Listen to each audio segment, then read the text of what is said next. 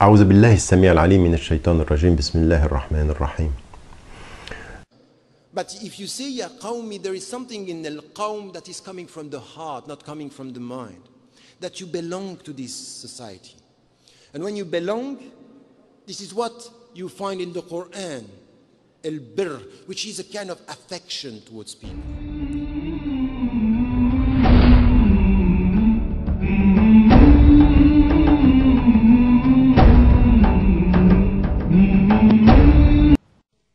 Today, for example, it's important to show solidarity with all the people who are suffering and facing natural catastrophes and suffering oppression.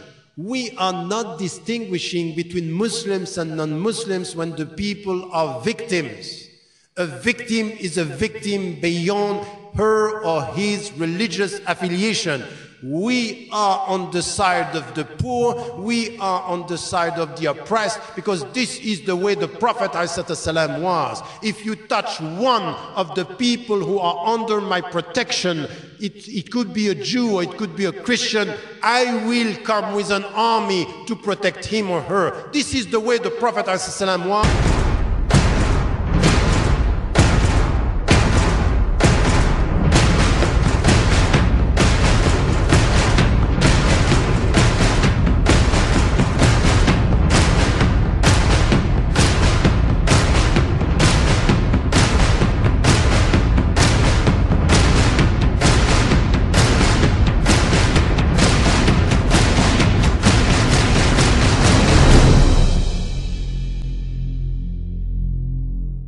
Chargé de cours à l'Université de Maurice, les éducateurs, chers amis étudiants et distingués invités.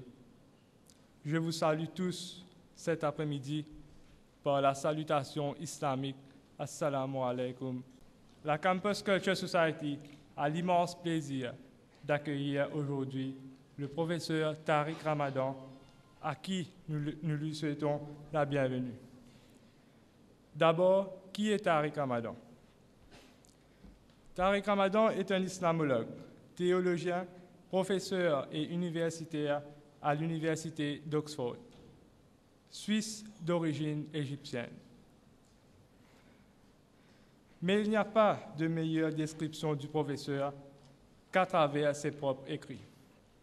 Sur ce, pour mieux nous éclaircir sur le sujet, j'ai le plaisir et l'honneur d'accueillir sur scène l'éminent intellectuel, l'islamologue, l'écrivain, le théologien, le professeur Tariq Ramadan. Bismillah ar-Rahman ar-Rahim. C'est avec un plaisir particulier que je reviens en ces lieux que j'ai visités à plusieurs reprises. L'université ici m'avait accueilli d'ailleurs lors de la première visite il y a 18 ans. Je crois que c'était dans cette même salle. Non, j'en suis sûr en fait. C'était dans cette même salle. Et nous avions eu un débat, puis par la suite j'ai pu venir à la rencontre des étudiantes et des étudiants ici, dans cette même salle. Et c'est avec un plaisir particulier que, après l'introduction de Haider, je prends la parole en ajoutant une petite précision à tous ces titres qu'on vous dit, les intellectuels, les centres intellectuels, tout ça, il faut laisser tomber, ça ne veut rien dire du tout. C'est des magazines qui font ça chaque année et ils savent que lorsqu'ils font ce numéro, c'est là où ils vendent le plus, donc c'est du marketing. Donc c'est simplement que certains intellectuels sont utilisés pour faire un peu de marketing, sans le vouloir d'ailleurs, c'est involontaire. On vous caresse dans le sens du poil et on fait de l'argent. Ça c'est pour une chose. Et l'autre chose, je précise également que mon engagement en Angleterre, après les événements du 7 juillet 2005, avait été de participer à une task force qu'avait effectivement établie Tony Blair, mais dans laquelle, avant de m'engager, j'avais posé la condition de pouvoir être indépendant intellectuellement.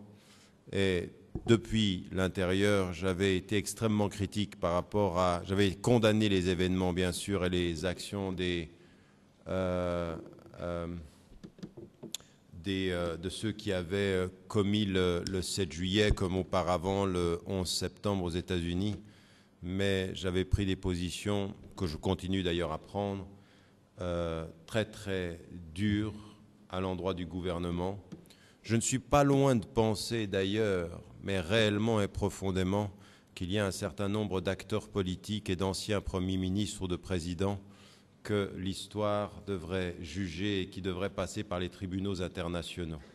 Il n'est pas normal, au bout du compte, que seuls ceux qui viennent des pays du Sud en Afrique ou en Europe de l'Est passent par les tribunaux internationaux et que vous ayez des personnes comme George W. Bush ou Tony Blair qui ont décidé à leur bureau de mener des guerres contre des civils qui ont provoqué jusqu'à 500 000 morts et qu'ils ne soient pas jugés ni par les hommes ni par l'histoire. Et d'ailleurs, s'ils ne le sont pas par les hommes, ils le seront par l'histoire. Et pour ceux qui sont croyants, ils savent même qu'au-delà de l'histoire, il y a un jugement qui jugera de ce que les hommes n'auront pas pu juger. Donc, non.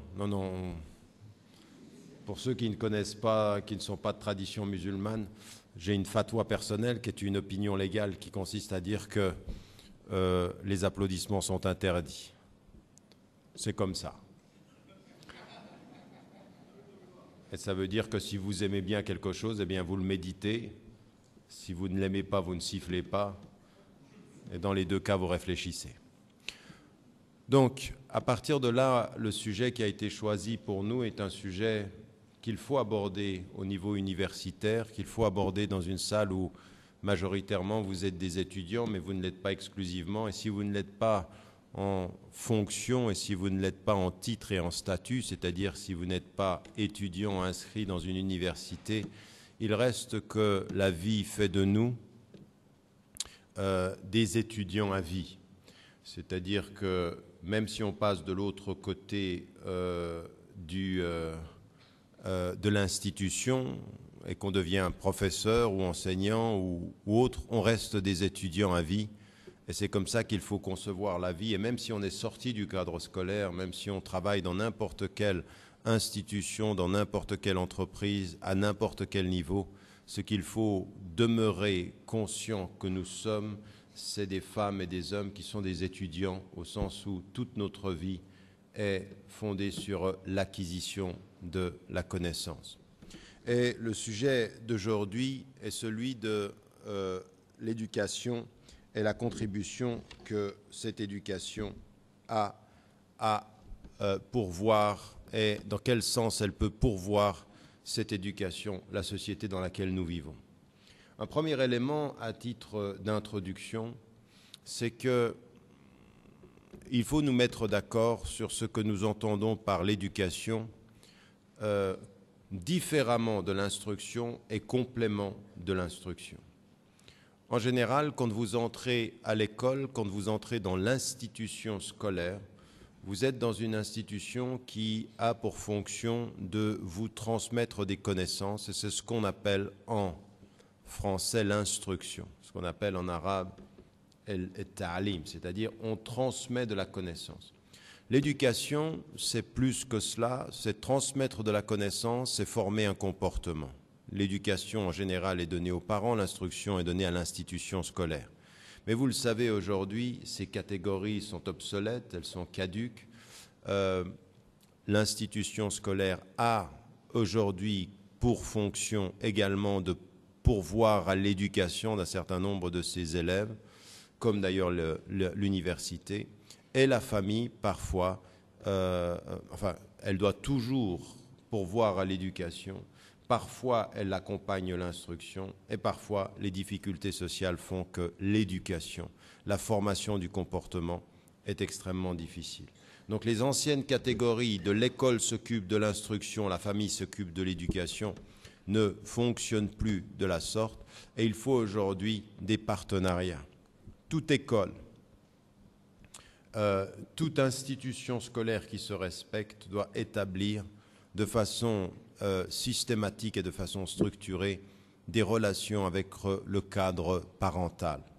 Il faut impliquer les parents dans l'instruction, impliquer l'école dans l'éducation, et il faut qu'il y ait des partenariats et des complémentarités. Ça, c'est pour tout le processus scolaire.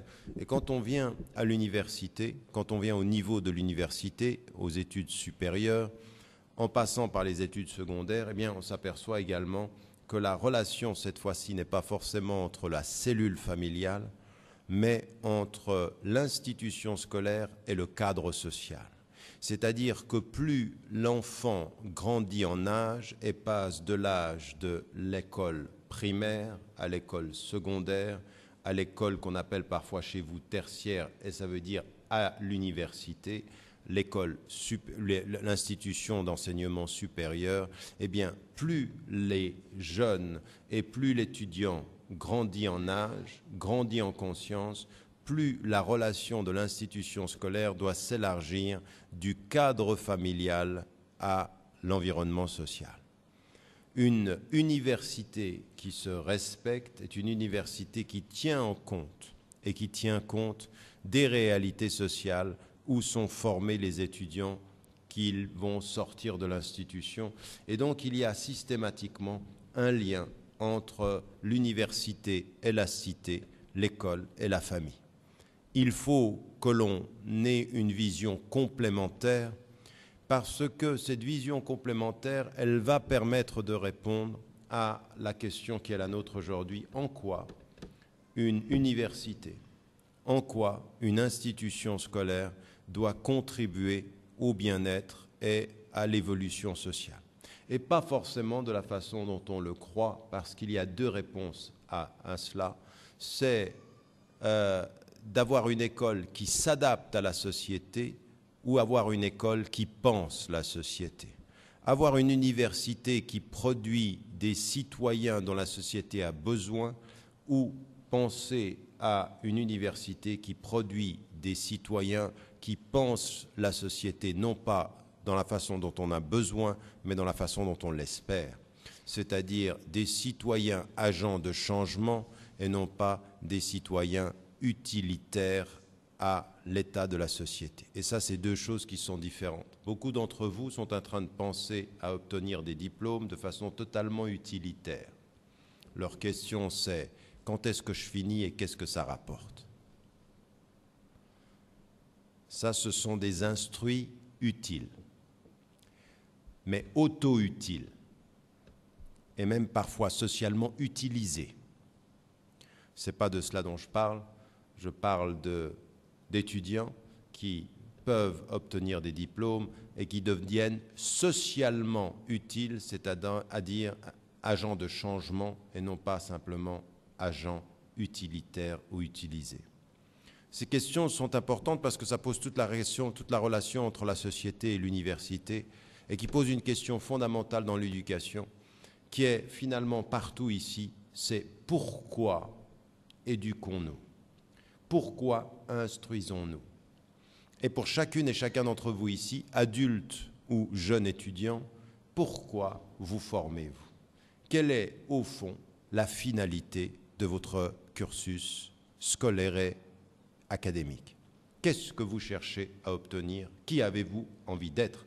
Puisque ce qui est clair, c'est que l'instruction, l'éducation et l'université pourvoient chacune et chacun en formation, en éducation, en titre et en statut.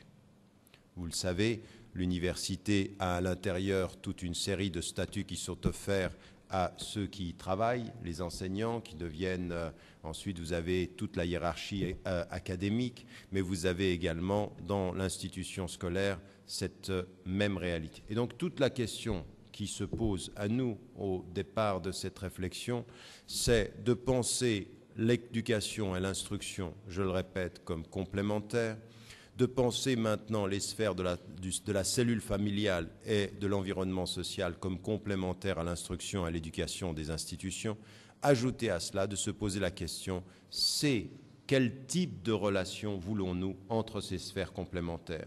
Des étudiants ou des élèves qui vont devenir utiles à la société de la façon dont elle fonctionne, ou des élèves et des étudiants qui vont être utiles à la façon dont la société devrait fonctionner et non pas est en train de fonctionner. Dans un cas, on est utilitaire et utilisé, dans l'autre cas, on est autonome et agent de changement.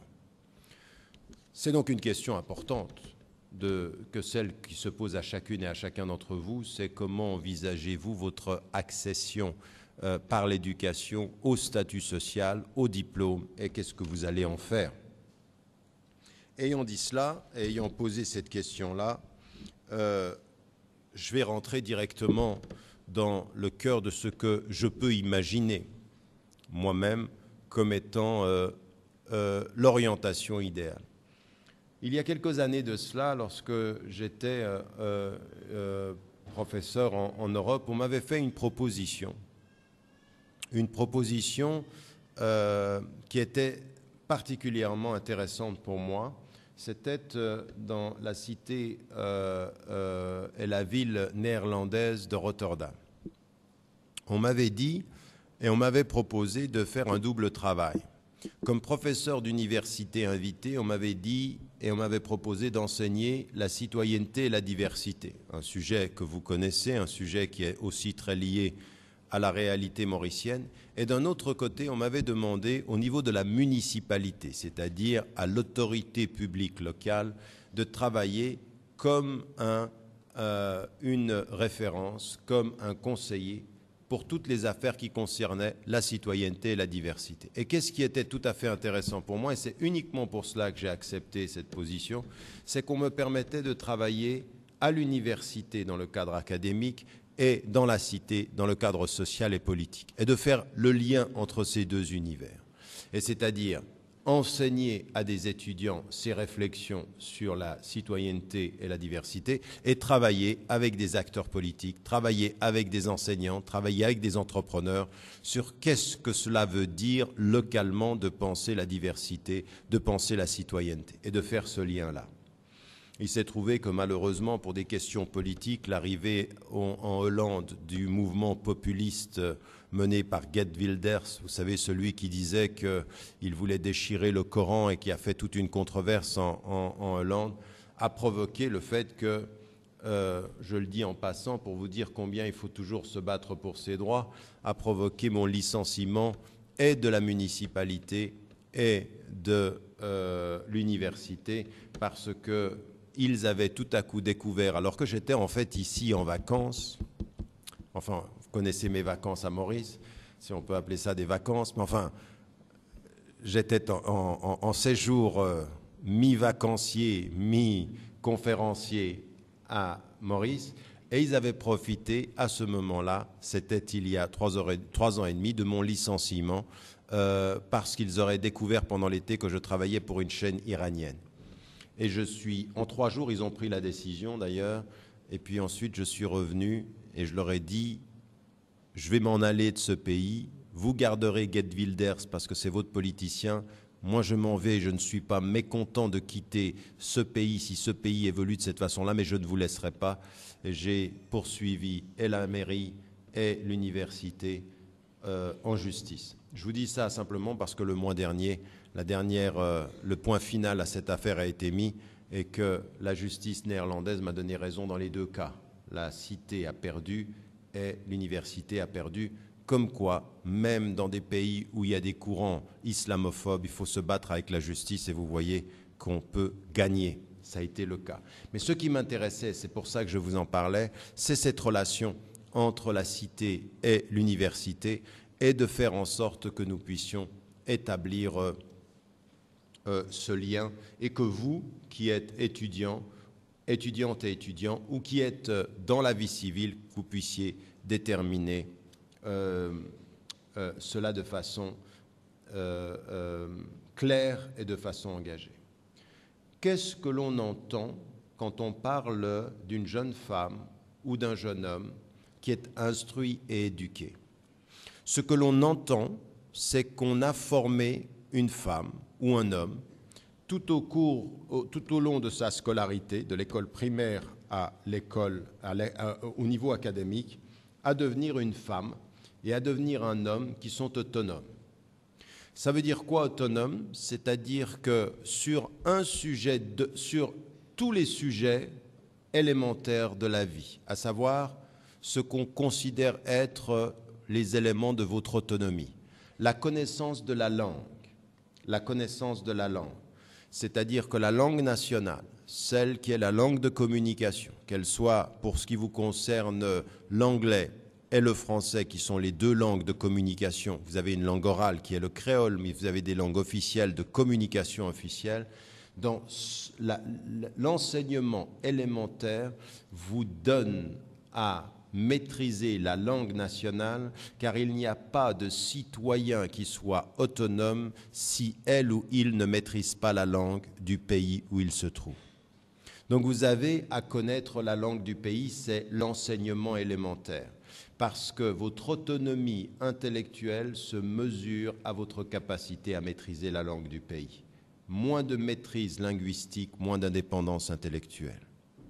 Ça, c'est un élément, et il y en a certains d'entre vous, après des années d'enseignement, quand on leur demande, faut faire attention, hein, parce que vous êtes plurilingue, vous êtes polyglotte. Polyglotte, c'est vous connaissez plusieurs langues, mais il faut faire attention de ne pas connaître plusieurs langues mal.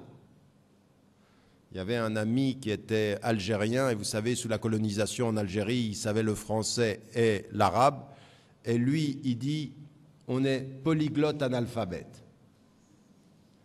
C'est-à-dire, on connaît plusieurs langues, mais aucune bien. C'est-à-dire, vous nous demandez de parler en arabe, on va vous parler arabe avec des mots français, on va tout mélanger. Vous nous parlez français, on va mettre du français avec de l'arabe. Oui, vous connaissez auto, ça veut dire la voiture en français. Et lui, il va vous dire en arabe, Khod est l'automobile. Khod, c'est de l'arabe, il a tout mélangé.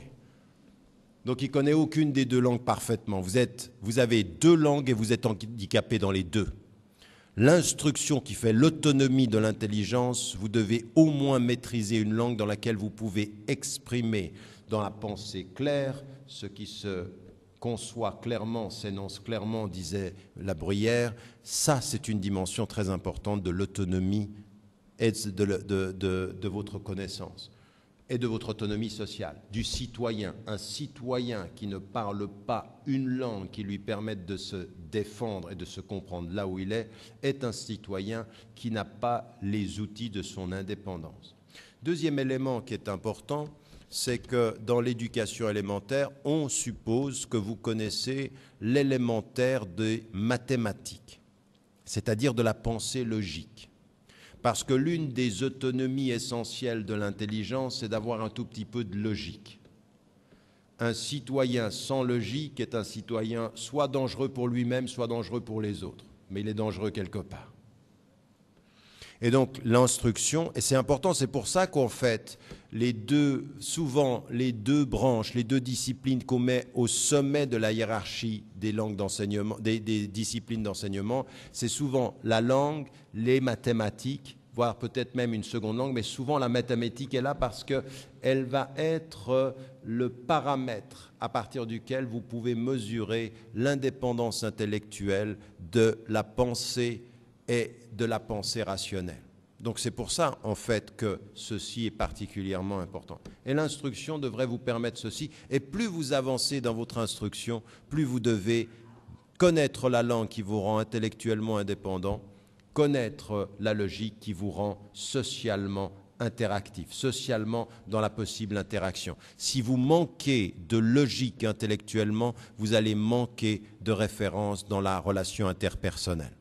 Ça, ce sont des choses qui sont élémentaires que tous les systèmes d'éducation mettent en avant, mais ça ne suffit pas, parce qu'avec ces deux éléments-là, connaître une langue et bien la parler, ça ne veut pas dire forcément que vous allez être une bonne contribution pour la société, parce que vous pouvez bien parler une langue pour vous faire de l'argent, vous pouvez bien parler une langue pour être quelqu'un de moralement mauvais, mais linguistiquement habile.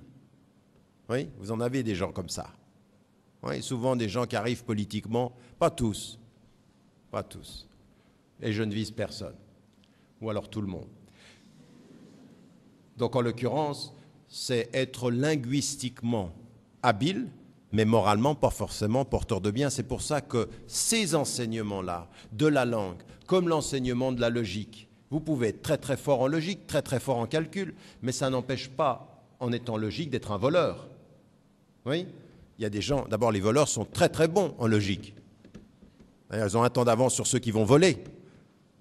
Donc il faut faire attention, la matière maîtrisée ne dit pas encore la façon dont on doit la maîtriser.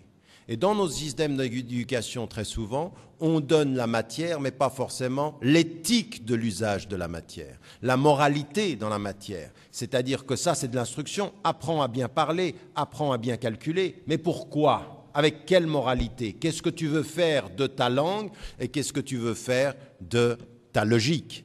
Qu'est-ce que tu fais quand tu calcules? Tu calcules pour voler, tu calcules pour prendre ou tu calcules pour partager? Dans les deux cas, tu calcules.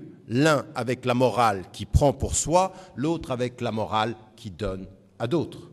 Donc il y a une logique utilitaire et il y a une logique du don. Et l'école, malheureusement, très souvent, aujourd'hui, s'adapte aux exigences de la société et vous donne les instruments. Les instruments, et quelqu'un d'éduqué, c'est quelqu'un qui a des instruments. Quelqu'un qui a les instruments de la langue, les instruments de la logique, et puis ensuite, il y a d'autres disciplines que l'on rajoute pour former la connaissance commune, ce qu'on appelle le tronc commun de la connaissance nécessaire à une citoyenne et un citoyen. Jusque-là, c'est une contribution élémentaire. Et tout ce que je viens de dire ici est un droit. Tout système scolaire ou toute société dont le système scolaire ne donne pas à ses membres, aux membres de la société, les instruments de leur dépendance est une société qui ne respecte pas les droits de l'homme et de la femme, qui ne respecte pas les droits élémentaires de la dignité humaine.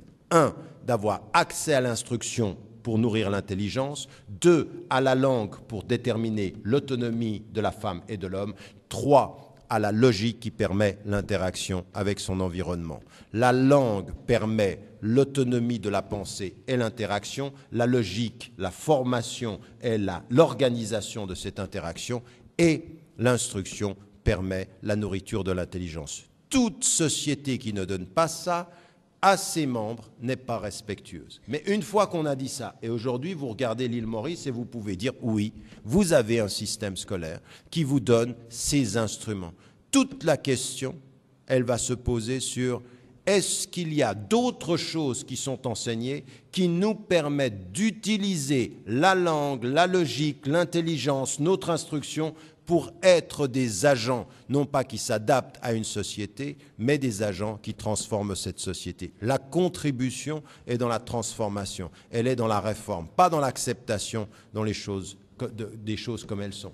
Par exemple, ça fait 18 ans que je viens dans votre pays et depuis que je suis venu la première fois, il y a un cursus scolaire que n'importe quelle citoyenne et n'importe quel citoyen doit poser et questionner comme un principe de justice et de dignité. Quand à l'âge de 11 ans, vous avez des examens qui vont déterminer de l'orientation d'un enfant et que vous savez comment est le système, il est évident que ce système va pourvoir chacun d'entre vous de l'éducation élémentaire, savoir parler, savoir compter, savoir penser, bien sûr, mais le système est tellement compétitif, le CPE, cet examen qui vient très très tôt, est un examen qui peut être un examen de sélection confirmant des injustices sociales.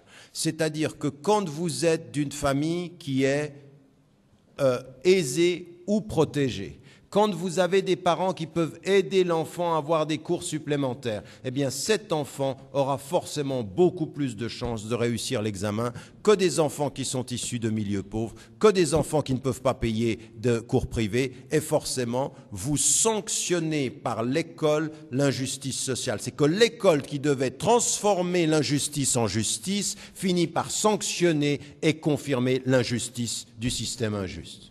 Et on perpétue le système. Et ensuite, on regarde les jeunes qui ne réussissent pas, et on leur dit, ils sont moins intelligents. Non, ce n'est pas qu'ils sont moins intelligents, c'est que leur environnement social faisait qu'ils étaient moins équipés. C'est comme si vous dites à des personnes, vous les mettez en face d'une longue course comme le marathon, et vous prenez quelqu'un qui est entraîné et quelqu'un qui n'est pas entraîné, et que vous lui dites, eh ben, vous pouvez courir le marathon. Oui, dans le potentiel, tout le monde peut courir le marathon. Mais il y en a un qui est entraîné et l'autre qui ne l'est pas. Vous lui dites, oui, potentiellement. Ben oui, potentiellement je peux, mais à côté de moi, qui est-ce que j'ai? Quelqu'un qui s'est entraîné, quelqu'un qui a des années. Donc, me dire que je peux, c'est bien.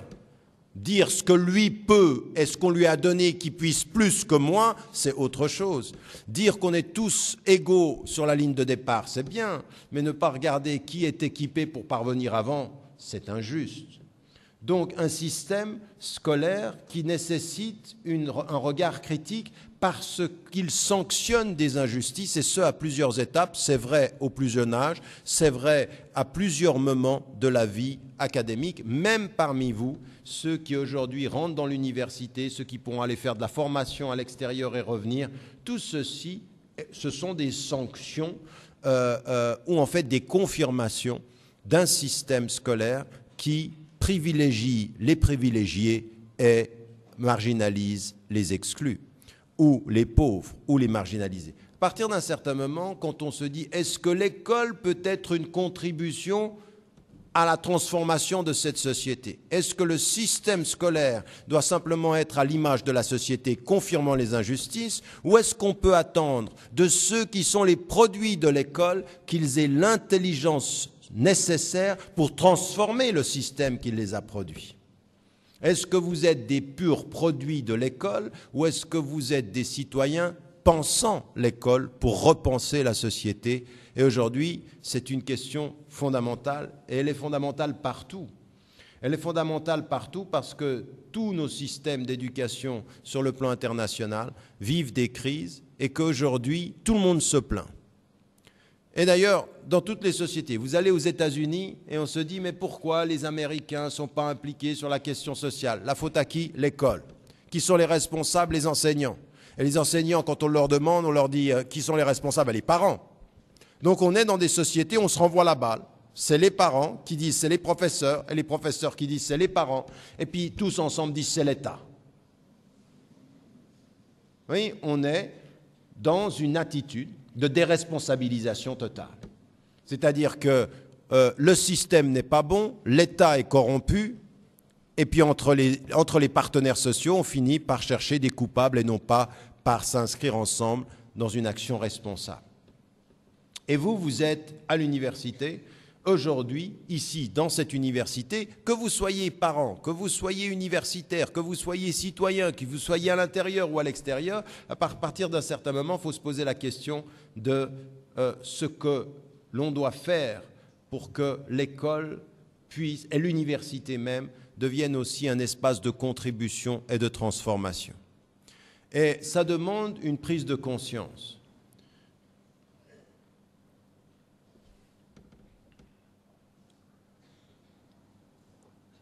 Ça demande une prise de conscience. Et la première des choses, j'aimerais axer mon propos sur 3 dimensions. La première des dimensions, c'est ce que l'on enseigne et ce que l'on étudie. Aujourd'hui, si vous allez dans les systèmes de formation les plus perfectionnés, on a un vrai problème, c'est le contenu de l'enseignement et le financement de l'enseignement. Vous savez qu'aujourd'hui, le système scolaire et académique, et en particulier académique, le plus performant en matière de recherche est le système américain. On voit maintenant apparaître de nouvelles institutions qui proviennent de Chine avec une montée en puissance des espaces de recherche, d'études du monde et pas simplement de la Chine, par exemple, en Chine. Mais jusqu'à ce jour, le système américain est celui qui capitalise les plus grandes ressources en matière de recherche. Le grand problème de cela, c'est qui paye. Qui paye pour les recherches. Et on s'aperçoit aujourd'hui qu'il n'y a pas de financement qui soit totalement gratuit.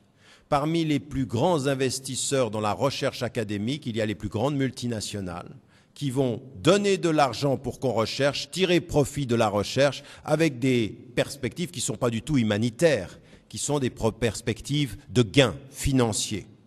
Vous rentrez dans certaines universités, vous rentrez maintenant dans certaines écoles secondaires et vous avez des publicités de boissons qui payent l'institution en question et qui se donnent 15 minutes à 10 minutes avec une télévision, un écran ou les publicités qui sont liées à la multinationale.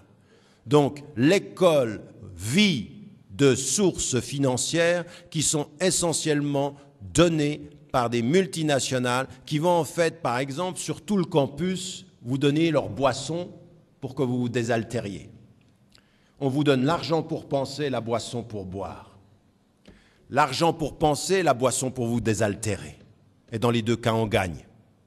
Des systèmes où la recherche est très puissante, mais où le lien ne se fait pas entre l'université et la société a changé. Non, l'université est le pouvoir économique qui contrôle, loin de toute considération démocratique. Le pouvoir économique ici est un pouvoir qui finance la recherche, finance des institutions avec des visées de profit, essentiellement de profit. Et ça commence très très tôt dans certaines institutions de grande performance. Donc à partir d'un certain moment, on se dit, qu'est-ce que l'on enseigne et qui donne l'argent pour enseigner? Il faut dire et répéter, si on veut une école qui soit une contribution à la société, il faut que l'école soit considérée comme un service public tenu, respecté et protégé par l'État. Un service public qui ne soit pas le champ ouvert des luttes entre des acteurs et des opérateurs financiers et des entreprises qui cherchent à financer dans l'éducation leurs propres intérêts et à pourvoir leurs propres intérêts. Donc, vous savez, quand vous voyez ceci aux États-Unis et que vous voyez des boissons américaines sur tous les campus que vous ne pouvez rien boire d'autre, c'est bien. Mais quand ensuite vous venez à l'île Maurice ou que vous allez en Afrique, dans des pays africains, et que vous voulez boire sur le campus des boissons africaines et qu'on vous donne toujours les mêmes boissons de ceux qui financent, de ceux qui sont en train d'avoir une mainmise sur l'éducation, on commence à être un tout petit peu troublé.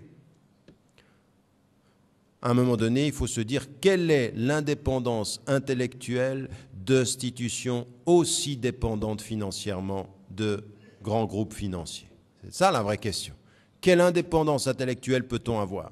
Et ça demande à chacun d'entre nous de se poser la question et de ne pas être naïf par rapport à cela. Ayant dit cela, et pour aller un tout petit peu plus loin, on en vient aux études et à ce qui est enseigné.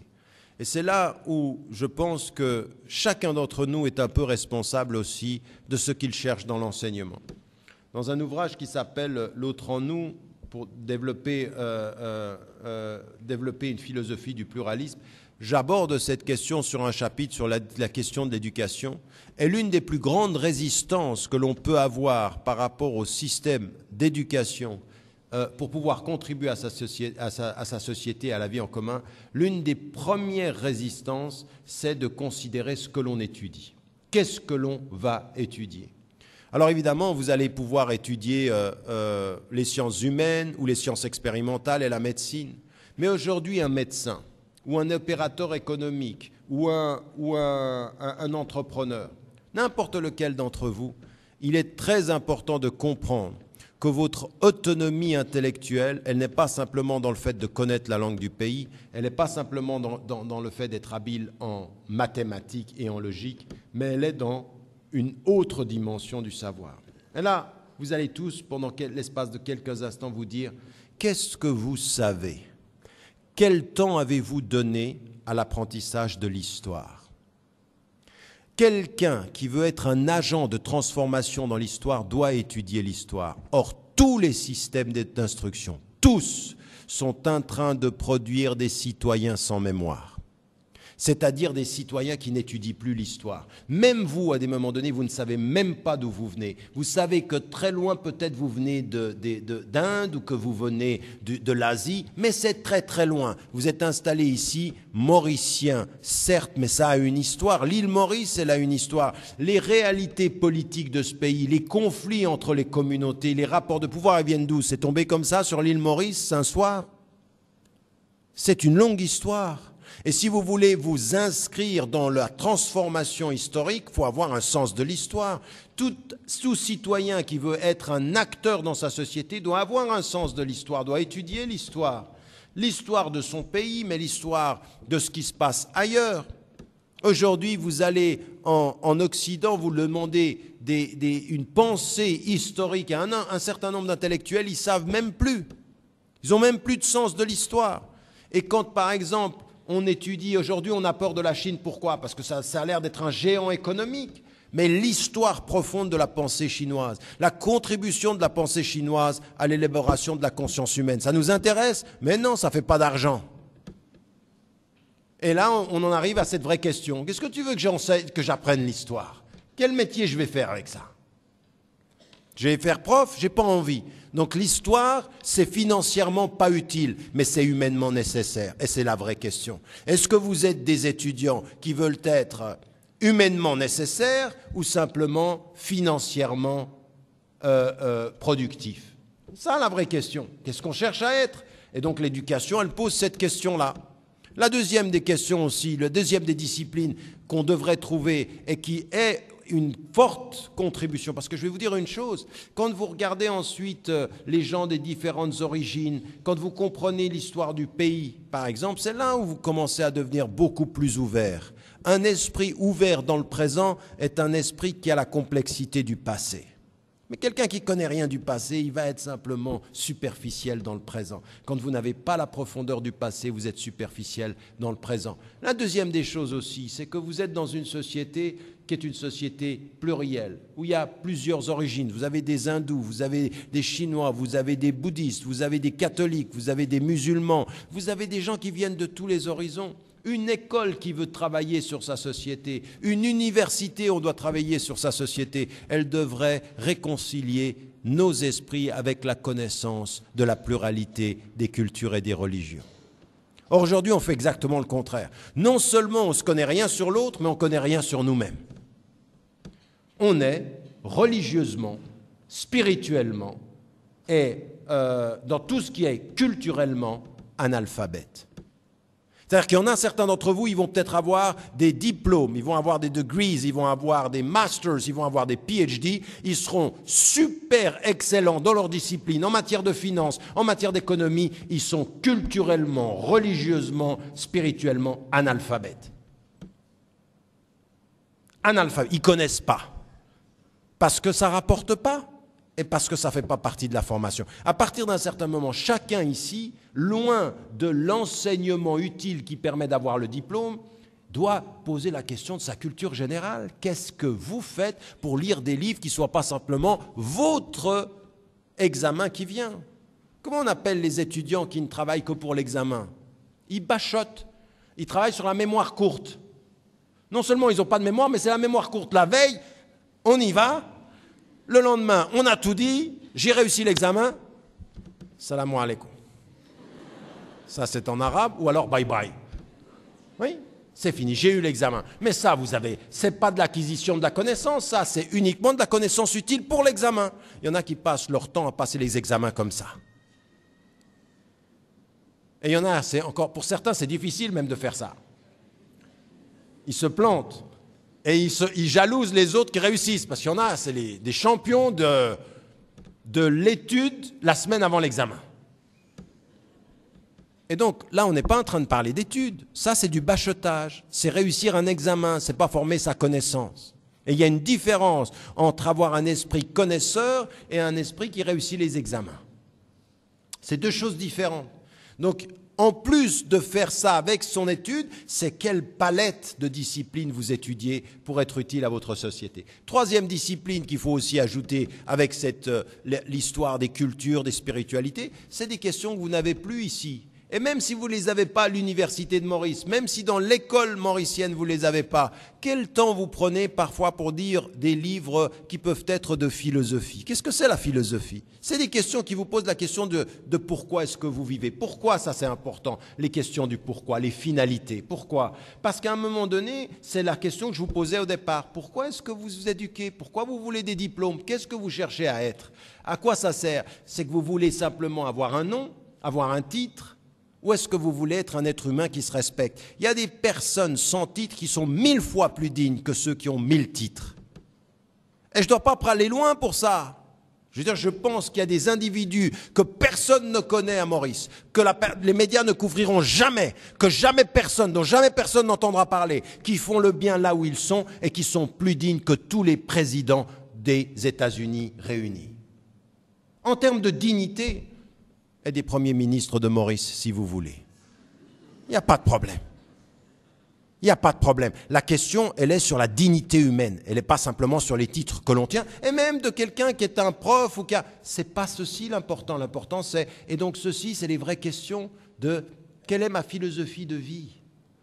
Pourquoi je fais ça? Pourquoi j'essaye d'avoir ces diplômes-là? Qu'est-ce que j'ai envie d'être dans la vie? Ces disciplines, elles ne vous rapporteront pas beaucoup d'argent, mais elles vous apporteront la dignité. Et ça, c'est plus que de l'argent.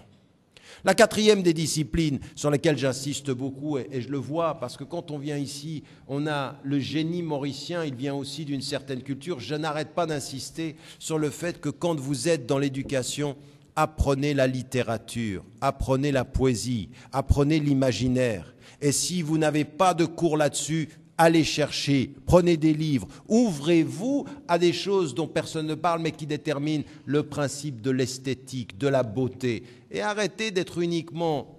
Parce que, vous savez, l'art, ça s'apprend.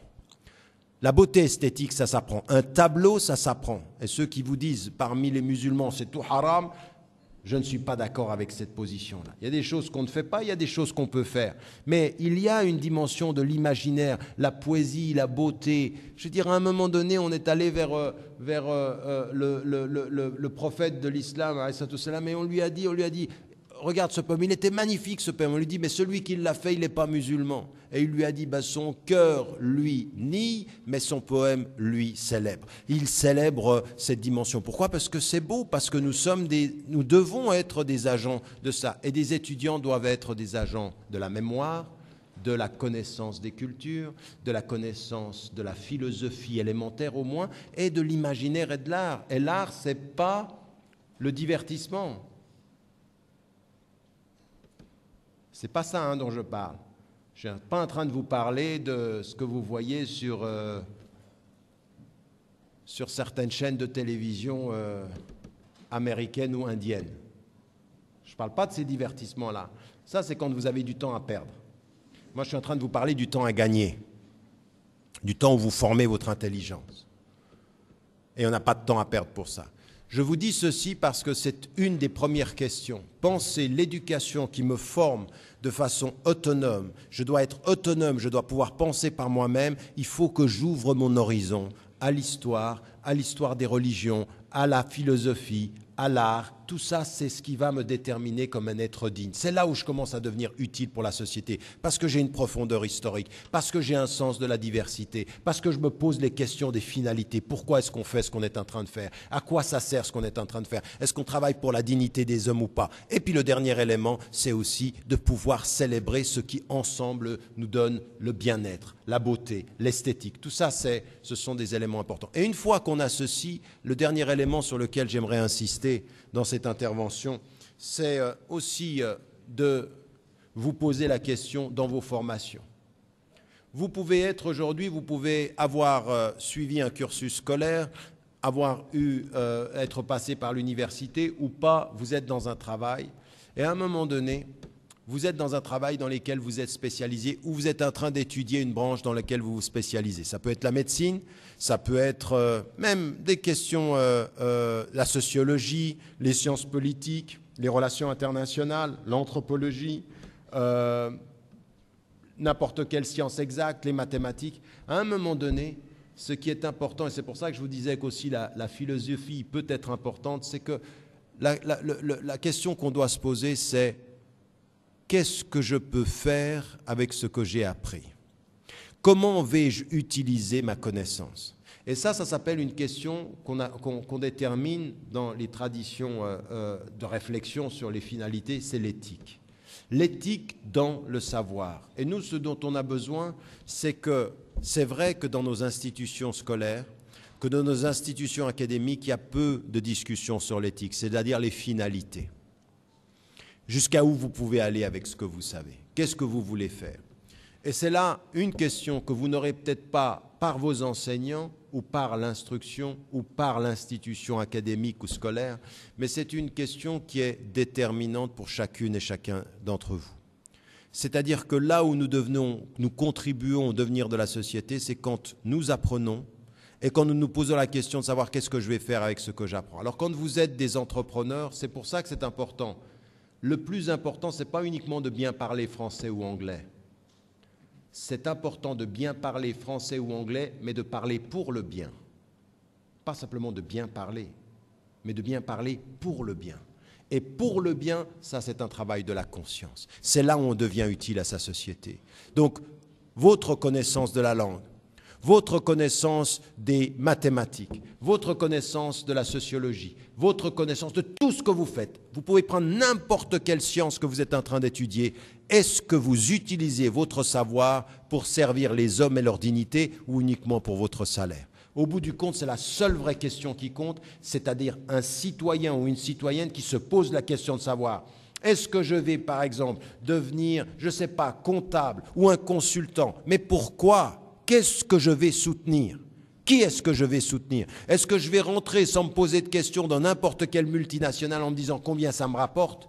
Parce qu'il y a des multinationales, il y a des gens aujourd'hui qui font de l'argent sur la traite d'humains, d'êtres humains comme des esclaves. À l'heure qu'il est, il y a des vêtements que nous, on peut porter, les gens qui travaillent sont traités comme des esclaves. On ne peut pas toujours être responsable de ce qui est fait en amont, mais il faut qu'on se pose la question de savoir comment on va s'intégrer au monde du travail, quelles valeurs on va définir. Et ça, le travail et l'éducation, votre éducation personnelle doit être déterminée par rapport à ça.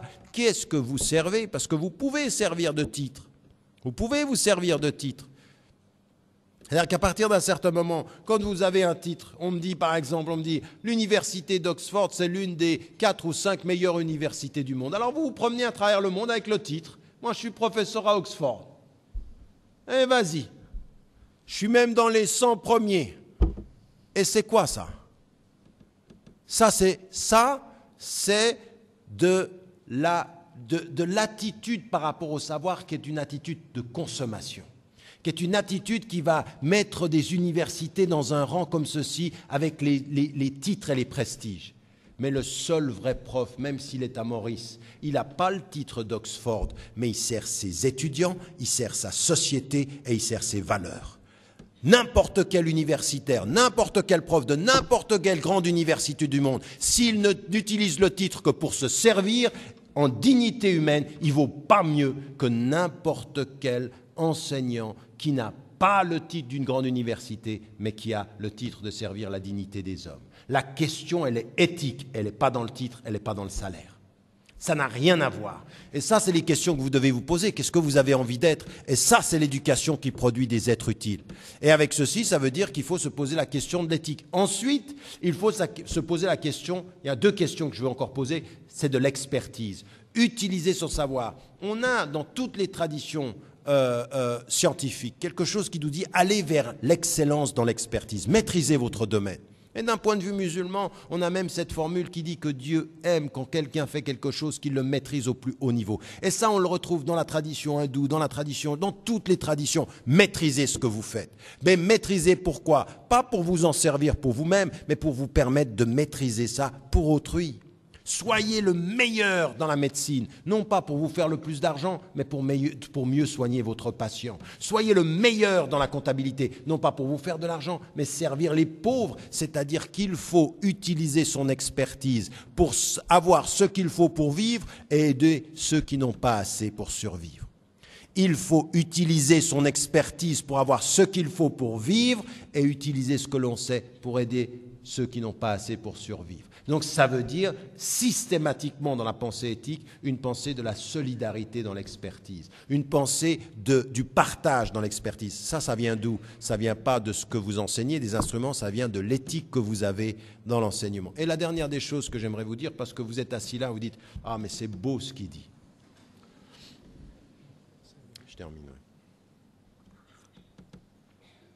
Et j'ai souvent cela, j'ai souvent des étudiants et des profs qui viennent me dire c'est très beau ce que tu as dit, répète-le.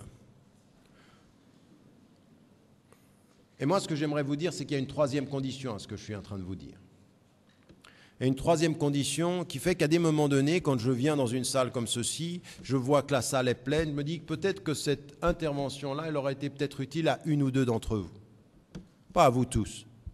Parce qu'il y en a qui sont des consommateurs du discours. Ils aiment quand c'est beau, puis en plus c'était gratuit, ça ne coûte rien.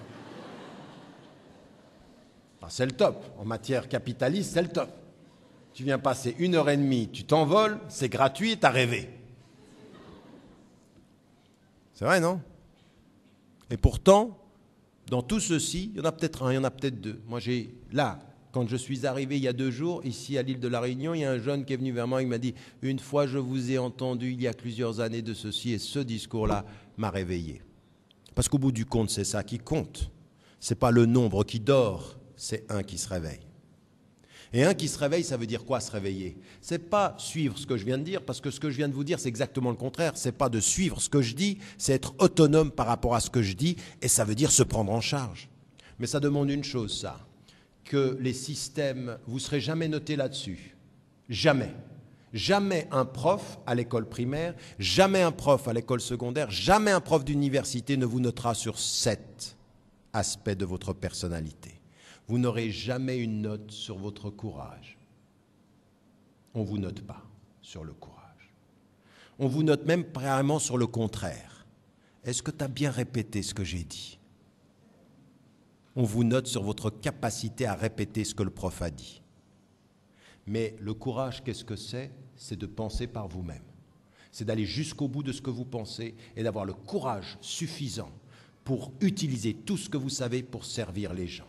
Et le courage de parler, et le courage de dire, pas bêtement, pas en criant, pas de façon agressive, de façon calme, de façon déterminée. Utilisez ce que vous savez pour changer la société, ça demande du courage. Utilisez ce que vous savez pour augmenter votre savoir, ça demande du courage. Utilisez ce que vous savez pour résister à ceux qui ont de l'argent, ça demande du courage. Utilisez ce que vous savez pour résister à ceux qui ont du pouvoir, ça demande du courage. Je ne serai jamais noté là-dessus, et pourtant c'est la seule chose qui compte pour votre autonomie. Dis-moi quel courage tu as, et je saurai comment tu penses. Il y en a qui ne pensent que par l'adhésion de tous. Ils ont envie que tout le monde soit d'accord. Il y en a même qui pensent comme le dernier a pensé. Oui, vous savez ça, dans les cercles comme ça, tout le monde dit ce qu'il pense, et quand il a entendu le dernier, il répète ce qu'a dit le dernier. Et il y en a qui pensent par mimétisme. Il voit le prof, il dit « Ah, je sais. Si je dis ça, le prof, il va. » Et il répète. Quelqu'un qui répète pour réussir a une réussite qui a peu de dignité. Quelqu'un qui a du courage de se libérer, de dire ce qu'il pense, homme ou femme, alors là, vous aurez peut-être un moins bon résultat, mais vous aurez de la dignité que personne ne voit, que vous, vous savez, que vous, vous connaissez. S'apprécier soi et ne pas laisser les autres nous déterminer. La liberté, c'est de ne pas être dépendant du jugement des autres, même de son prof, même de sa note, même de son savoir. Et ça, vous ne serez pas noté. Donc, le dernier élément, on a envie d'étudiants, on a envie de profs, on a envie d'enseignants, on a envie de parents qui soient déterminés à élargir la connaissance, à la rendre plus efficiente, plus efficace, à transformer la société. Et pour ça, il nous faut des esprits autonomes, il nous faut des esprits indépendants, des esprits qui ne calculent pas, qui ne sont pas en train de se dire « ça rapporte combien ce que je sais », mais qui déterminent la dignité de ce qu'ils savent et qui ont le courage de rester dignes dans toutes les circonstances de la vie. Digne, ça veut pas dire courageux, ça ne veut pas dire être stupide. Courageux, ça ne veut pas dire n'importe quoi. Courageux, ça veut dire penser ce que l'on dit et dire ce que l'on pense au bon moment et avec détermination. C'est ceci, la contribution de l'éducation. Une éducation qui ne produit pas des êtres autonomes et un peu courageux est une indication qu'il faut reconsidérer et dont il faut faire la critique. Je vous remercie. Merci, professeur, pour ce brillant exposé. Et place maintenant aux questions, s'il vous plaît.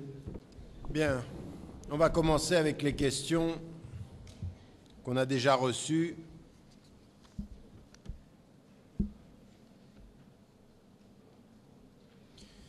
quels sont les critères qu'un bon prof doit satisfaire, auquel un bon prof doit satisfaire pour la réussite des étudiants?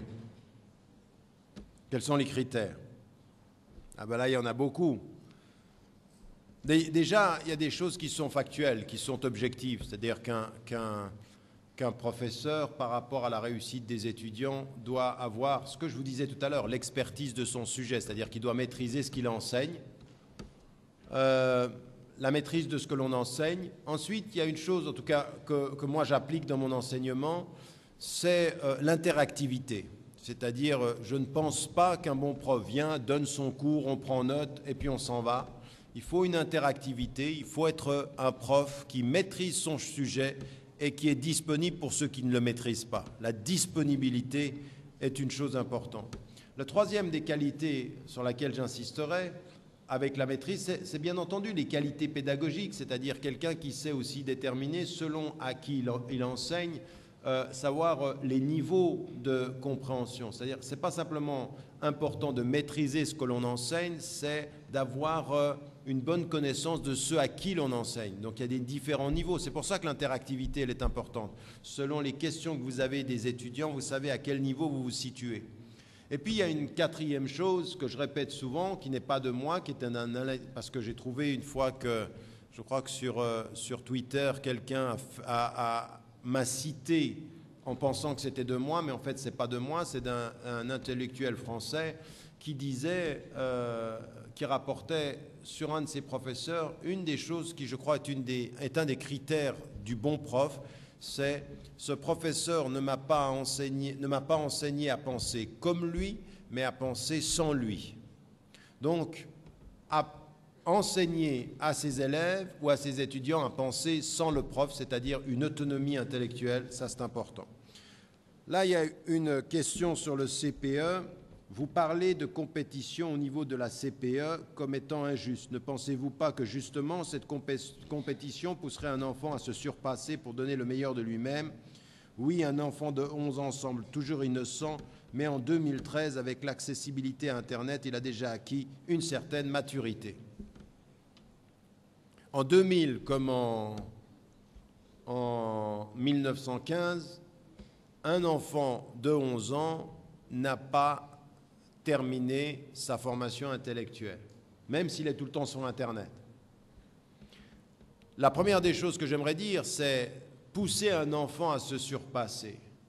Bien entendu, si vous avez tous les moyens, si vous avez la meilleure école, si vous avez des professeurs qui vous aident en dehors de l'école à vous surpasser, ben oui, c'est bien, ça surpasse, mais ça permet de se surpasser ceux qui ont les moyens de se surpasser. Quant aux autres, ils ne vont pas se surpasser, ils vont simplement s'écraser devant l'examen. Donc, permettre à ceux qui ont les moyens de se surpasser, à ceux qui n'ont pas les moyens d'échouer, ce n'est pas un système juste. Moi, je parle de la justice du système. Et donc, et je pense en plus... Alors déjà, rien que du point de vue de la justice, ça ne l'est pas. Mais la deuxième des choses aussi, c'est qu'un examen à 11 ans qui détermine l'orientation d'une vie, c'est trop tôt. C'est trop tôt, ça ne devrait pas avoir lieu, c'est-à-dire que l'orientation peut se décider plus tard. On le sait, il y a des évolutions intellectuelles qui apparaissent au moment de la puberté, c'est-à-dire en fait 3 ans plus tard. C'est un moment crucial 3 ans plus tard. Donc on sait qu'il y a des psychologues qui disent ça se passe avant 3 ans, et d'autres qui disent avant 6 ans, et d'autres qui disent la période cruciale, c'est la période de la puberté, le passage à l'adolescence. Il y en a qui ont des déclics, c'est 17-18 ans, mais si on a déjà décidé de votre orientation à 11 et qu'il y a un déclic à 18, on vous dit bah t'as 7 ans de retard. Mais ça ne peut pas être. C'est-à-dire que les processus de récupération, raison pour laquelle il faut qu'on soit très très prudent sur cela, il faut allonger le temps de l'orientation, de ce qui peut permettre l'orientation, et l'orientation doit être sur un temps plus long, et la justice, vous savez, il y a l'égalité du statut et l'égalité des opportunités. Il faut faire attention, ça c'est ce que Rawls disait dans son traité sur la justice, il mettait en évidence, il faut faire attention, on ne parle pas simplement de l'égalité des droits, bien sûr vous avez l'égalité des droits dans l'école, mais l'égalité d'opportunité, c'est pas pareil, l'égalité d'opportunité, elle regarde d'où vous partez pour réussir, pas que vous ayez la possibilité de réussir, seulement parce que dire à quelqu'un tu peux réussir l'examen, oui, mais ça dépend d'où je pars. Donc l'opportunité, c'est quels sont les éléments qui sont donnés à mon potentiel pour réussir. Et aujourd'hui, ce système-là ne convient qu'à ceux qui ont les moyens de pouvoir y faire face. Les autres sont les laissés pour compte du système et ça n'est pas juste. Il n'y a plus de questions? D'accord. Ils font un tri.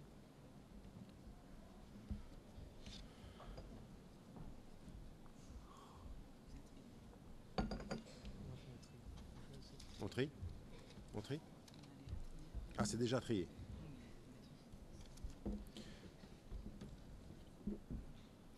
Les matières élémentaires prennent beaucoup de notre temps. Comment faire pour se consacrer à la culture générale? Ah, moi j'ai des solutions radicales.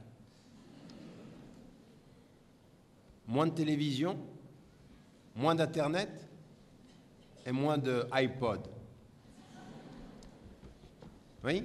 Plus de réconciliation avec le texte, le livre. Moi, je suis désolé, il y en a beaucoup d'entre vous qui ont l'impression de ne pas avoir du temps, mais c'est le temps qu'ils ont à beaucoup le perdre. Je dis souvent ceci, souvent des gens ils viennent vers moi et me disent « Mais comment tu fais pour écrire tous ces livres, voyager autant ?» Et ce que j'ai dit à des gens à La Réunion, ou c'était ici, je ne sais plus où je l'ai dit, mais moi j'ai souvent envie de demander aux gens, mais comment vous faites pour avoir autant de temps et ne rien faire du temps que vous avez? Parce qu'il y en a qui passent leur temps, on ne sait pas ce qu'ils font.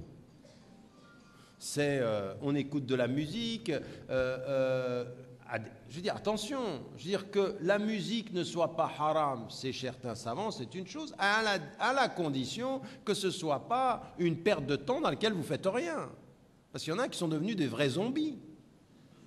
C'est-à-dire, ils ont les trucs dans les oreilles, ils sont... Alors, c'est vraiment la totale. La musique dans les oreilles, le jeu sur leur téléphone, et on joue, et on est dans un autre monde. Et après on dit oui, la culture générale difficile. Non, pas difficile. Comme ça, impossible. Donc il faut se prendre en main. La culture générale, c'est d'avoir une discipline avec son temps, un peu de discipline, c'est-à-dire étudier pour l'école, étudier pour l'université, puis ensuite se faire un choix de livres qu'on sait qu'on doit lire, qui soit ouvert sur les autres choses, s'intéresser un tout petit peu à d'autres choses, la lecture. Et puis, vous avez aujourd'hui, mais vous avez des sources d'informations sur Internet qui peuvent vous apporter. Moi, j'utilise beaucoup Internet, mais pas pour les mêmes raisons. Là, vous allez chercher des sources d'informations. Il y a énormément de sources d'informations que vous pouvez avoir, et donc il faut aller les chercher. Et puis, vous avez aujourd'hui même des documentaires que vous pouvez trouver qui sont extrêmement intéressants et qui vous forment. Ça, c'est le choix. Donc, la culture générale demande du temps, mais du temps, vous en avez si vous savez vous organiser. Encore une fois, si vous passez des soirées à écouter de la musique, à regarder la télévision, à vous coucher à la moitié de la nuit pour vous réveiller à la moitié du jour, vous avez passé la matinée à ne rien faire. D'accord. À quoi bon l'éducation académique dans le cadre islamique? À quel point est-ce que l'islam est en faveur de l'éducation académique? Mais à tous les points. L'éducation académique, c'est une nécessité de l'expertise, de la formation. Donc, c'est une nécessité. D'ailleurs, je vais vous dire une chose. Si vous lisez un livre qui s'appelle « Le soleil d'Allah brille sur l'Occident », il est même mis en évidence que les premières institutions académiques sont en fait conceptualisées par la tradition musulmane, par des sociétés majoritairement musulmanes et par les savants. Donc, au contraire, il faut célébrer l'académique et pousser, mais avec, j'espère, la compréhension des finalités. Vous avez bien compris ce que je veux dire quand je dis finalité. Les finalités, c'est toujours se poser la question de savoir pourquoi l'on fait ce que l'on fait et qu'est-ce que l'on va faire avec ce que l'on a appris. C'est-à-dire, est-ce qu'on va participer d'un système financier et puis le reproduire? Est-ce qu'on va finalement participer d'un système discriminant et le reproduire? On se pose la question de ce que l'on fait et pourquoi on le fait. Rapidement. Comment faire pour gérer une classe d'élèves à l'esprit créatif tout en poursuivant le curriculum? Ça, c'est une excellente question parce qu'on a, comme prof, on a souvent la pression du curriculum. Vous devez faire ça, vous devez faire ça. Là aussi, il faut à un moment donné réussir à trouver un rythme qui permette de quand même accomplir ce que l'on a à faire et trouver des petites fenêtres d'opportunité. On fait des choses un tout petit peu plus créatives. Ça peut être de la littérature, ça peut être une visite à l'extérieur. Moi, j'étais prof de français et on avait un curriculum, on devait lire des livres, pour préparer l'université, ils devaient en fait lire pour leur examen du baccalauréat, ils devaient lire 24 ouvrages qui étaient sur 2 années, donc, ou 12, non, c'était 12, où ils devaient les lire sur 12 années, et ils devaient se préparer pour l'examen de maturité. Eh bien, dans ce cadre-là, je faisais en sorte de pouvoir avoir... en fait, ils devaient préparer 12 pour l'examen, on en lisait 20, donc je les poussais à la lecture, mais à côté de ceci, je poussais mes élèves à écrire, et on a fait 3 livres. Les 3 dernières années de mon enseignement dans une institution secondaire, on a fait un livre sur les personnes âgées, on a fait un livre sur les personnes marginalisées, ils faisaient des livres, c'est-à-dire ils écrivaient des textes, et là vous êtes dans le créatif, vous êtes dans autre chose, vous n'êtes pas... C'est pas écrire et bien écrire, c'est écrire avec une utilité sociale. Dire à la société, c'était à Genève, qu'il y a des pauvres personnes qui sont du 3e âge et qu'on est en train de laisser mourir. On a fait un texte qui s'appelait « Le sablier fondu » sur ces réalités-là, sur « En rouge dans la marche », c'est comment l'école peut discriminer et faire sortir des étudiants. On a fait un livre là-dessus, sur un point commun, la différence, un livre sur la différence et la diversité. Donc vous utilisez le temps pour essayer de...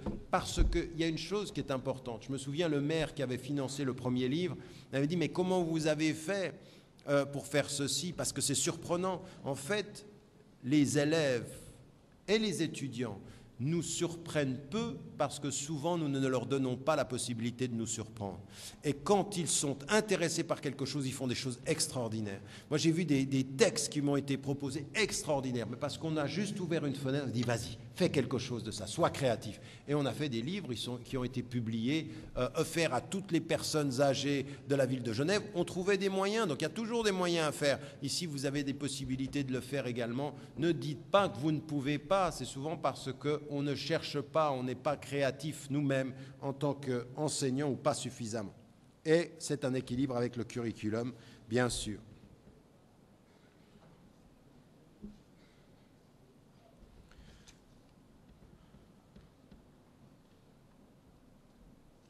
J'essaye de prendre les questions qui sont liées. Combien de temps j'ai encore?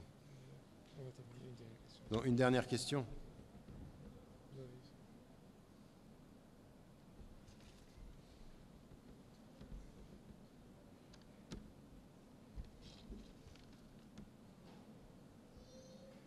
Alors, je vais prendre cette dernière question. Je suis désolé, j'en ai censuré plein, mais c'est une censure à cause du temps qui nous reste. Je vais en prendre 2. Quels sont les conseils pour mieux aider les élèves qui ont des problèmes, tels que des problèmes familiaux, pour mieux travailler dans leurs études? Ça, c'est une question qui est importante, et je vais vous dire une chose. Moi, j'avais un élève, il y a longtemps de cela, je ne l'oublierai jamais parce que c'est un élève qui a eu énormément de problèmes et à un moment donné, on s'est aperçu, enfin, il m'a révélé qu'il n'avait pas le temps de faire ses devoirs, qu'il n'y avait aucune disponibilité à la maison, que ses parents étaient extrêmement violents et qu'il buvait beaucoup. Et qu'il faisait, en fait, pour trouver un peu de temps de calme, il faisait ses devoirs dans les toilettes, sur la couverture des toilettes, et qu'il faisait ses devoirs comme ceci. Et que ce n'était pas possible, c'est-à-dire qu'en fait, c'était couru d'avance, il allait échouer. Et il était en train d'échouer. Et à partir d'un certain moment, quand on se rend compte qu'il y a ces problèmes, la première des choses, c'est identifier les problèmes. Il y a des élèves et des étudiants aussi qui nous montrent comme ceci, qu'il y a des signes que quelque chose ne va pas bien, qu'il peut y avoir un déséquilibre psychologique ou affectif. Le premier soutien qu'on a par rapport à un étudiant ou par rapport à un élève, c'est la communication, c'est de l'écouter, c'est de montrer qu'on est attentif à quelque chose qui ne va pas. Cette ouverture du cœur, cette ouverture de l'enseignant, il faut toujours se rappeler d'une chose, qu'on soit à l'université, ou qu'on soit dans le système secondaire, ou qu'on soit en primaire, enseigner, c'est toujours enseigner avec l'intelligence et le cœur. On n'enseigne pas simplement avec l'intelligence, on enseigne avec le cœur, on enseigne avec... Et dès que l'élève peut voir qu'il y a de ce point de vue-là une porte qui s'ouvre du cœur, eh ben, ça peut le réconforter. Puis ensuite, il faut développer les solidarités scolaires. Et c'est là où votre système est problématique, parce que très vite, vous êtes engagé dans être seul à réussir et réussir seul. Donc, mon examen, mes études, la solidarité académique, la solidarité scolaire, elle n'est pas là. Par exemple, il y en a certains d'entre vous qui sont aujourd'hui des étudiants, ils sont en train de réussir scolairement. Combien de temps vous donnez, au-delà de vos études, pour aider ceux qui, par exemple, dans ce pays, ici, sur cette île, ont des problèmes pour pouvoir avoir accès aux études? Il y en a qui ne donnent rien. Il y en a qui ne donnent même pas 1 heure, même pas 2 heures. Moi, je vois dans des sociétés encore plus pauvres que les vôtres, on a des étudiants, ils réussissent leurs études et en même temps, ils donnent 1 heure, 2 heures pour des cours à des personnes qui n'ont pas les possibilités. Donc, qui aident des gens qui sont en difficulté. La solidarité scolaire est importante. Et puis, systématiquement, donner la possibilité à certains jeunes qui ont des problèmes, d'abord de pouvoir parler, de pouvoir avoir un espace où ils peuvent parfois faire leurs devoirs. Ça demande de l'attention et ça demande, encore une fois, de la créativité dans la solidarité scolaire. Ça, c'est aussi quelque chose qu'on doit développer. Mais moi, j'aimerais dire aussi à certains d'entre vous qui sont étudiants ici, dans cette université, vous n'êtes pas les meilleurs des étudiants si la seule chose qui compte, c'est pour vous d'avoir votre diplôme à la fin, votre degree ou votre master's à la fin. C'est pas ça, c'est aussi qu'est-ce que vous donnez en termes de solidarité à votre société. Et la solidarité, elle n'est pas que financière, c'est une solidarité intellectuelle. Il y a 1000 solidarités. 1000 solidarités. Je pense qu'il y a des solidarités qui sont des solidarités intellectuelles dans le sens de comment vous faites pour pouvoir donner ce que vous avez en matière de connaissances, soutenir les gens qui essaient d'apprendre une langue, essaient d'apprendre les mathématiques. Je veux dire, je suis allé l'autre jour visiter, comme je le fais chaque fois que je suis là, SOS Pauvreté. Le lendemain, on était avec le centre Goumani qui s'occupe des personnes qui sont dans la drogue ou qui finissent dans la marginalité sociale. Là, il y a plein de personnes dans SOS Pauvreté où ils pourraient avoir besoin d'un soutien, d'une solidarité intellectuelle, de jeunes étudiants qui aident. Mais où ils sont, ces étudiants? Ils veulent réussir tout seuls. Ils réussissent tout seuls. Mais le souci de la pauvreté, le souci éthique de l'autre, de celui qu'on... Il y en a plein d'entre vous qui pourraient faire... Moi, je ne sais pas, je veux dire, je me souviens d'un élève, mais je n'oublierai jamais. La dignité du fait que j'ai été prof, pour moi, c'est à un moment donné de me souvenir d'un de ces élèves que j'ai eu, qui était laissé pour compte, complètement marginalisé, pauvre, qui se faisait taper, et tout à coup, vous avez pu l'accompagner, vous l'avez soutenu et vous avez été solidaire de son parcours, et puis maintenant, il a un travail, il est autonome, mais ça, c'est toute la dignité d'une vie, ça. Ça vaut 1000 fois le fait d'être prof ou d'avoir un master ou un PhD.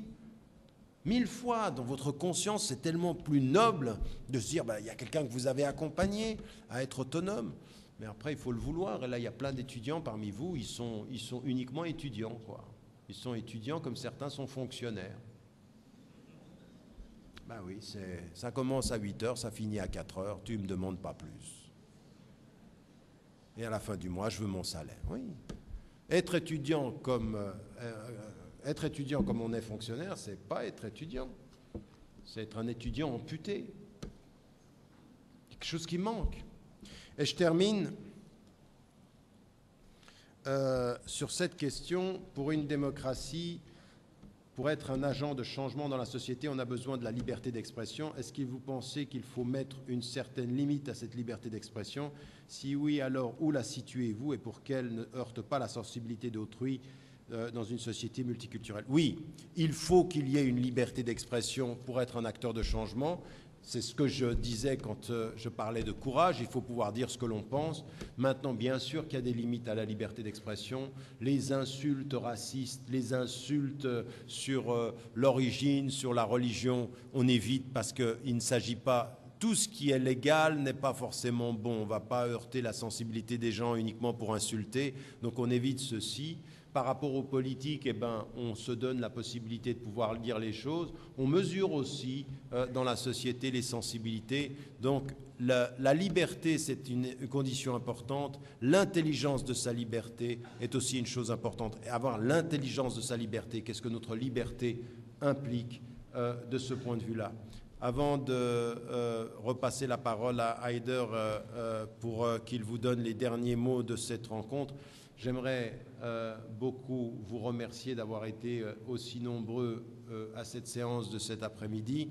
C'est toujours un plaisir de venir dans cette université, de vous rencontrer. Et j'espère qu'au fil de cette heure de discussion et d'échange, eh ben, 1, 2, 3, 4, 5 parmi vous sauront en faire bon usage, si ce n'est pas plus. Mais en tout cas, c'était gratuit. Merci, professeur. Chers amis, malheureusement, on est arrivé à la fin et on n'a pas pu prendre toutes vos questions. Et au nom de la Campus Culture Society, je tiens à remercier le comité d'accueil du professeur Tariq Ramadan, l'administration de l'Université de Maurice, ainsi que la Student Union pour tout leur support afin que cette conférence soit un succès. Je tiens encore une fois à remercier notre invité et sa famille pour avoir accepté d'être des nôtres aujourd'hui. Vivement votre prochaine visite à Maurice et surtout ici à l'Université de Maurice où vous serez toujours la bienvenue. Et quant à vous, cher public, je vous remercie infiniment pour votre présence et je vous dis à la prochaine si Dieu le veut.